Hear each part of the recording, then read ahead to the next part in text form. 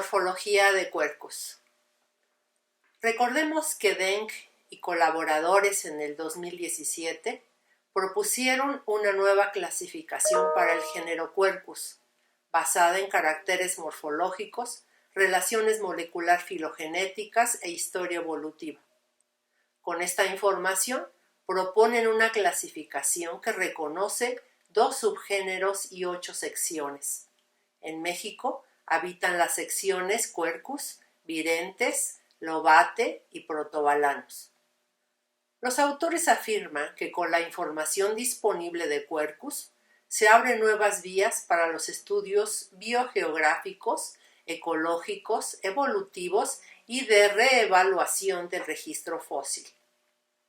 Para el reconocimiento de las especies de encinos, se deben tomar en cuenta diversos caracteres. Entre los más evidentes se encuentran hábito.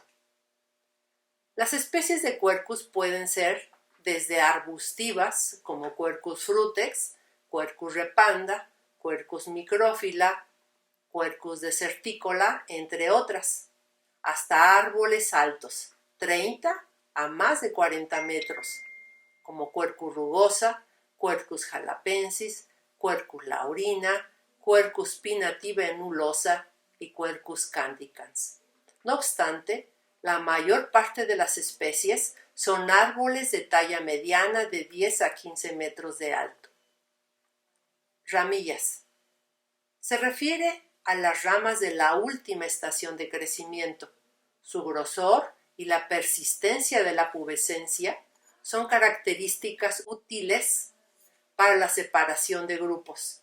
Por ejemplo, Quercus urbani posee ramillas de 5 a 11 milímetros de diámetro, Quercus laurina de 1 a 2.5 milímetros. Quercus frutex y Quercus deserticola poseen ramillas con pubescencia densa y persistente, y Quercus disófila, Quercus magnolifolia, Quercus rugosa, Quercus obtusata, entre otras, las poseen glabras a glabrescentes. Yemas. El tamaño y la forma de las yemas terminales sirven para el reconocimiento de algunas especies, aunque deben considerarse en conjunto con otros caracteres de la hoja, como ramillas, flores y frutos. Estípulas. Son estructuras caducas, por lo que no se observan generalmente en individuos con hojas maduras. Sin embargo, su morfología suele incluirse en las descripciones. Se considera su forma, el largo y el ancho, pero es necesario un análisis profundo con el fin de encontrar otros caracteres para el reconocimiento de los taxa. Hoja.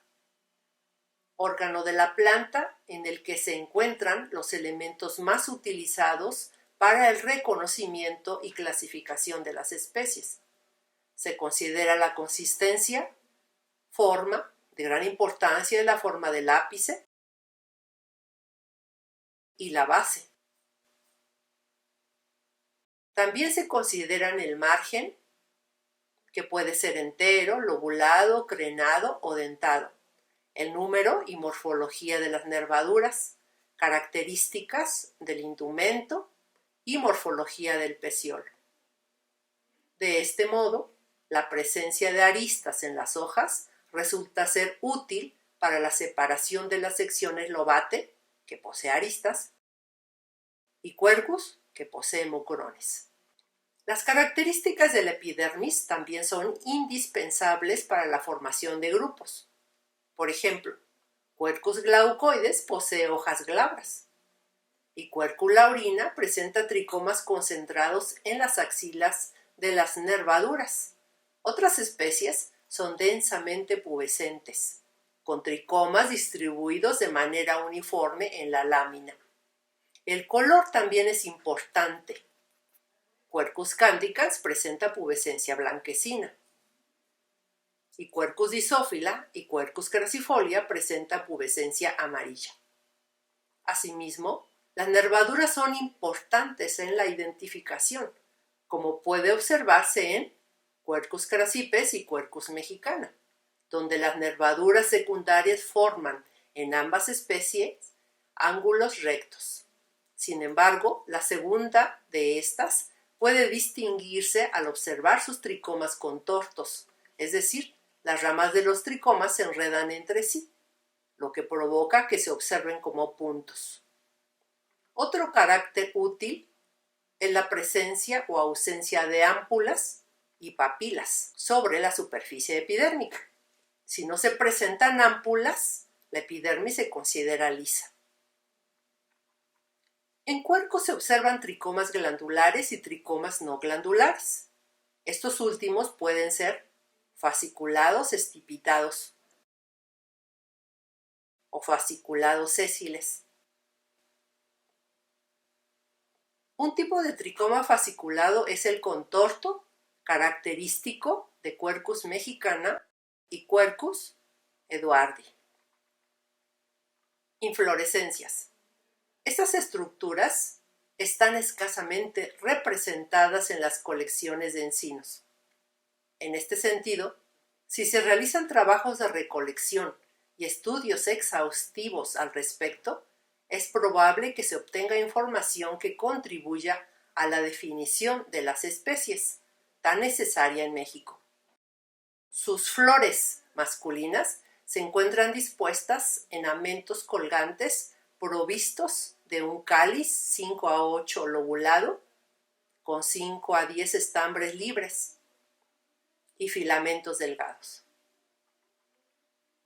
Poseen flores femeninas solitarias o en grupos, las cuales forman espigas cortas en el raquis leñoso.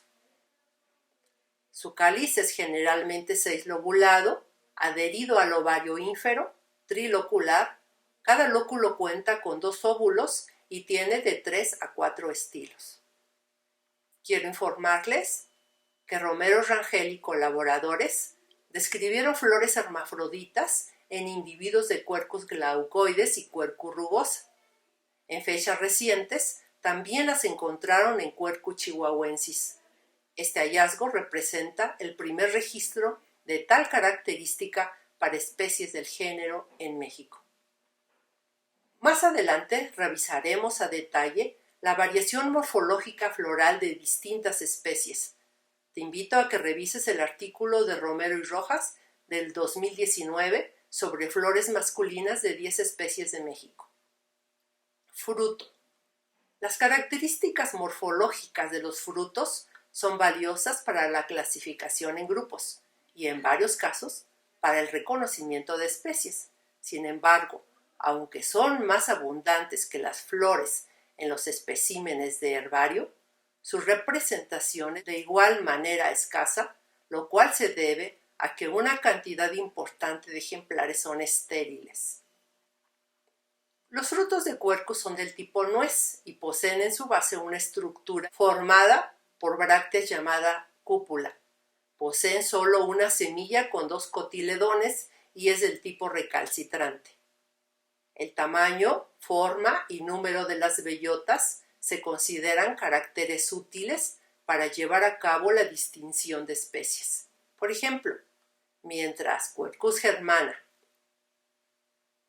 y Quercus insignis producen frutos relativamente grandes, la primera aproximadamente de 38 por 28 milímetros y la segunda de aproximadamente 38 por 70 milímetros, Quercus urbani presentan bellotas mucho más pequeñas, de 10 milímetros o menos de largo. En cuanto al número de frutos, mientras Quercus obtusata y Quercus rugosa producen, por lo general, más de 3 frutos en un pedúnculo, la mayor parte de las especies los producen de manera solitaria o en grupos de 2 o 3. El largo del pedúnculo, por lo general, es corto, pero puede ser largo como en Quercus peduncularis. La diversidad morfológica de Quercus, tanto en caracteres vegetativos como reproductivos, presenta una variación continua que, en conjunto con los procesos de hibridación e introgresión, ha provocado que la taxonomía del género encierre problemas de difícil solución. Con frecuencia, la variabilidad morfológica vegetativa es objeto de estudio para la definición de caracteres taxonómicos diagnósticos, mientras que los estudios acerca de la variación de las inflorescencias y las flores son escasos. La razón es que a estas últimas se les considera como caracteres que aportan poca información para la taxonomía del género. El resultado de mantener esta perspectiva es que de manera constante se recolectan ejemplares sin flores ni frutos, lo que genera una descripción imprecisa e incluso errónea, lo que provoca gran cantidad de sinónimos. La observación cuidadosa y la descripción adecuada de las estructuras reproductivas de las distintas especies de Quercus pueden contribuir de manera significativa a la comprensión taxonómica del género, así como al conocimiento de la biología reproductiva de cada una de sus especies. Arquitectura foliar. Al respecto, los trabajos de Hickey son una herramienta útil en este campo para diferenciar a las especies junto con otros caracteres. Concretamente, el término de arquitectura foliar se utiliza para designar la ubicación y forma de los elementos que constituyen la expresión externa de la estructura foliar: tipo de venación, configuración marginal, forma de la hoja, posición y tipo de tricomas y estomas. En este sentido, y de manera general, las familias y géneros poseen modelos consistentes. En la mayor parte de las hojas, la venación se diferencia claramente en clases. Las venas de una clase particular presentan un curso uniforme y un modelo de distribución en relación con otras clases y con las características marginales de la hoja. Cabe señalar que el reconocimiento de órdenes de venación es esencial cuando se describe en la arquitectura foliar, y esta no solo se basa en caracteres cualitativos, sino cuantitativos, como la relación largo-ancho de la lámina, ángulos formados entre la vena primaria y secundaria, así como el ángulo formado por la base y el ápice. En este sentido, la arquitectura foliar aporta datos que facilitan la delimitación taxonómica entre las especies de Quercus.